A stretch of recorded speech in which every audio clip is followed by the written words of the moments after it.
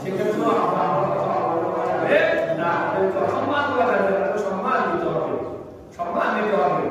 তাহলে 4 নম্বর হচ্ছে যে পিতামাতার সেবা আমাদের করতে হবে জীবিত অবস্থায়। 5 নম্বর হচ্ছে পিতামাতার প্রয়োজনীয় জিনিসপত্রগুলা পূরণ করে দিতে হবে। কারণ মা যখন বৃদ্ধ হয়ে যায়, তখন অনেক সময় তারা লজ্জায় সন্তানের কাছে কোনো চাইতে চায় না, ছেলের কাছে বলতে চায় না।